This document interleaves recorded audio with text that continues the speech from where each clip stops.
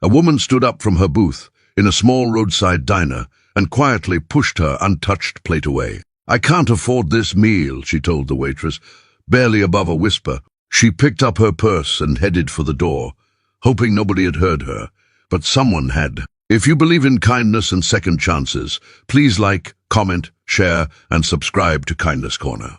The diner sat just off highway, 18 inches of town most people pass through without noticing.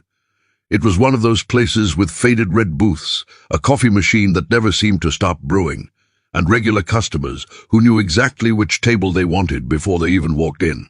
On that Tuesday afternoon, the lunch crowd was thin. Rain clouds had rolled in earlier, leaving the sidewalks damp and the air cool. The woman walking toward the exit was named Maren Holt. At 28, Maren had become an expert at pretending things were fine. She smiled when neighbors asked how she was doing. She laughed during phone calls with her younger sister. She even told her landlord she was working things out when he reminded her about the rent. The truth was that things were not fine. 3 months earlier, the small printing company where she worked had shut down without much warning. She'd picked up temporary shifts wherever she could, stocking shelves overnight, organizing inventory at a warehouse, cleaning offices on weekends. It was never enough. That morning had been particularly difficult. Her car needed repairs she couldn't afford. Her electric bill was overdue, and after checking her bank account before entering the diner, she knew she had less than $6 left until Friday. Still, she came inside, not because she wanted a big meal, because she was exhausted. She had spent the entire morning walking between job interviews. The rain had soaked her shoes. Her phone battery was nearly dead. She just wanted to sit somewhere warm for 30 minutes.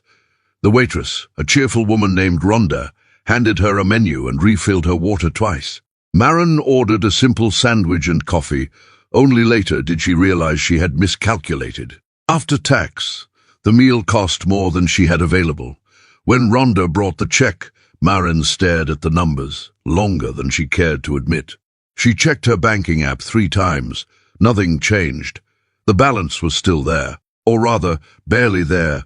Embarrassment settled heavily in her chest. She hated moments like this, not because of the money itself, but because of what it made her feel. Small, tired, like she was failing at something everyone else seemed able to manage. So she stood up and quietly told Rhonda she couldn't pay. Across the room, a customer named Corbin Reyes happened to overhear. Corbin came into the diner almost every Tuesday after delivering supplies for a local hardware company. He was 34, practical, a little awkward, and known for carrying a notebook where he wrote down ideas he'd never actually start. He wasn't wealthy.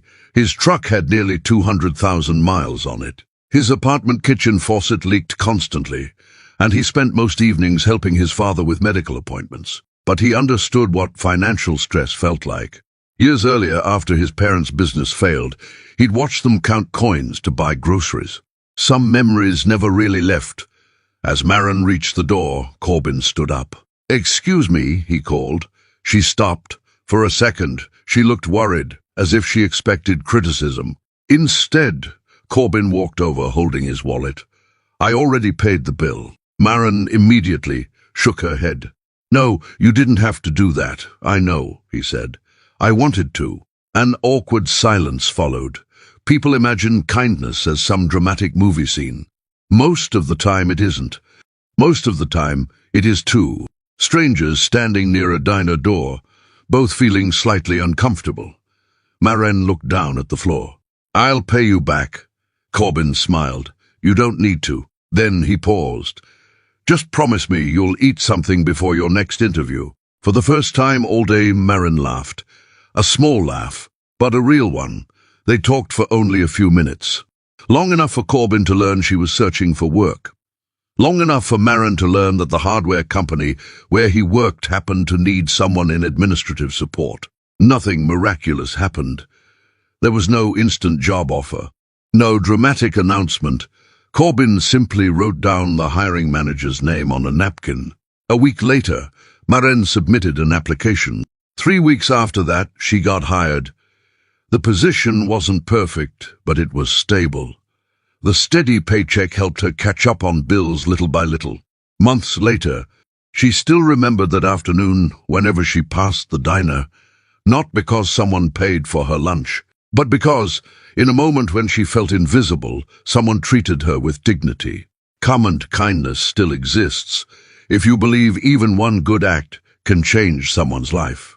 And if this story touched your heart, please leave a like and share it with someone who still believes kindness matters. The lesson isn't that one kind gesture solves every problem. Most problems take time. But sometimes a simple act, a meal, a conversation, a few encouraging words can help someone keep going long enough to find their footing again. And often, that is more valuable than we realize.